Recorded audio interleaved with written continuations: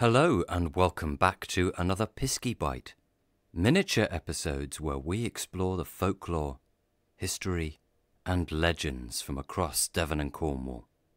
First off, a huge thank you to all of you who've been listening to the series this year, for all your support, and to all the amazing patrons who continue to make this series possible.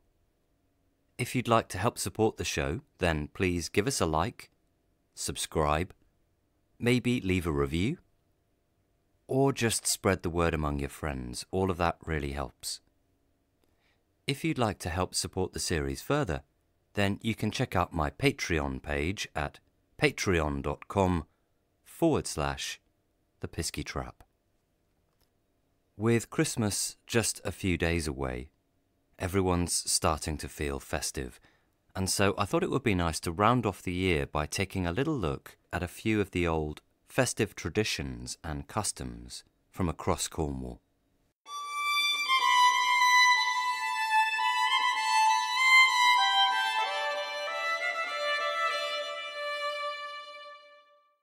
In their Folklore of Cornwall, Dean and Shaw write, the Cornish Yule log was called a mock, or block, and was usually ignited with a piece of the previous year's log, sometimes with the figure of a man engraved upon it. Perhaps it would be too facile to suggest that this was a relic of human sacrifice, but certainly it was thought to deter witchcraft. Until quite recently, children in Cornwall were allowed to sit up until midnight on Christmas Eve to drink to the mock and sing carols around the flames. An intriguing one that, obviously, a Cornish variant of the idea of the Yule log, and you have to wonder at the significance of this figure carved into it. Does it maybe represent some kind of renewal or rebirth in the flames? Who knows? They go on to write, an interesting practice survived in East Cornwall until the 19th century. Local apothecaries would employ a man to circulate the villages just after Christmas and buy excess goose, pork and beef fat. This the pharmacists would use to make their unguents, meaning ointments and that kind of thing. The collector was known as the dripping man. On the feast day of St. Nicholas, which is the 6th of December, the town of Parr once celebrated by choosing a boy bishop who would lead the choir dressed in his mock official robes. You get this old tradition of mock bishops, mock priests, mock mayors, for example, and that kind of thing from towns all across Cornwall a few centuries back. For a long time in the county, there was a tradition called wassailing, and Dean and Shaw write that in Bodmin, the wassail bowl is carried around the town by 4 men clad in full evening dress. They walk from door to door, collecting for charity and singing, our wassail bowl is full with apples and good spice. Grant to taste it once or twice, and joy come to our jolly wassail. The bowl contains movable pegs to mark the amount of liquor, cider or beer, that is consumed on its travels. The word wassail appears to derive from the Old English was hail, meaning be whole or be of good health, and compares with the modern day cheers. Moving on now to take a look at some of the customs mentioned in Margaret Ann Courtney's Cornish Feasts and Folklore, published in 1890. She also mentions some of the traditions around the idea of wassailing, and she writes, in some places, the parishioners walk in procession, visiting the principal orchards in the parish. In each orchard, one tree is selected as the representative of the rest. This is saluted with a certain form of words, which have in them the form of an incantation. They then sprinkle the tree with cider, or dash a bowl of cider against it, to ensure its bearing plentifully the ensuing year.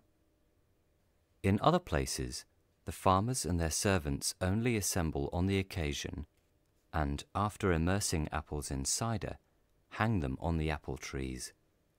They then sprinkle the trees with cider and after uttering a formal incantation, they dance around it, or rather around them, and return to the farmhouse to conclude these solemn rites with copious draughts of cider. She then goes on to relay the following through Thomas Quiller Couch, who was passed the information by a farmer from mid-Cornwall.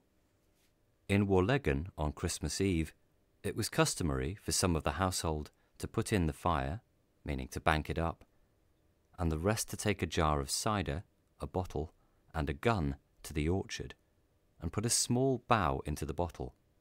Then they said, "Here's to thee, old apple tree, hats full, packs full, great bushel bags full, hurrah!" and fire off the gun. Apparently, the words chanted in East Cornwall were, "Health to thee, good apple tree, pocketfuls, hatfuls, peckfuls, bushel bagfuls." At one time, small sugared cakes were laid on the branches. This curious custom has been supposed to be a propitiation of some spirit. Now, talking of spirits, in West Cornwall, according to William Bottrell, there was a Christmas superstition connected with the fugu, vug, or vow, local names for a cove, at Pendeen in North St Just, and I quote, "At dawn on Christmas Day, the spirit of the vow has frequently been seen just within the entrance near the cove, in the form of a beautiful lady dressed in white, with a red rose in her mouth.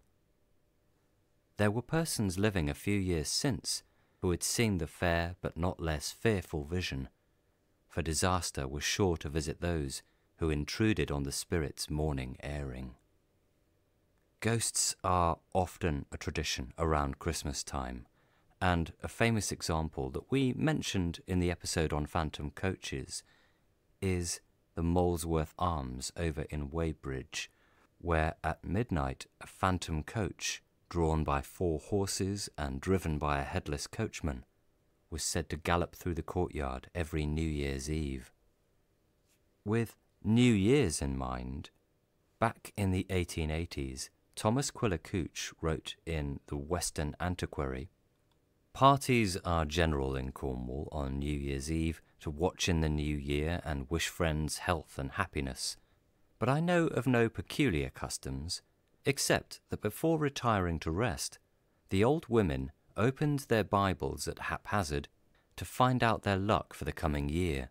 The text upon which the forefinger of the right hand rested was supposed to foretell the future, and money, generally a piece of silver, was placed on the threshold to be brought in the first thing on the following day, that there might be no lack of it for the year.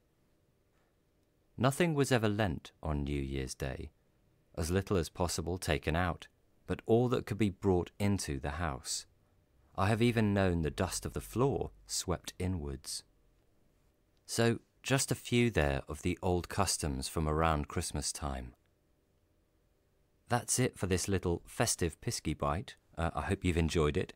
And that's it for this year. Thank you so much to everyone for all your support. We'll be back again in the new year. Hope you all have a fantastic festive break, a happy new year, and thanks for listening.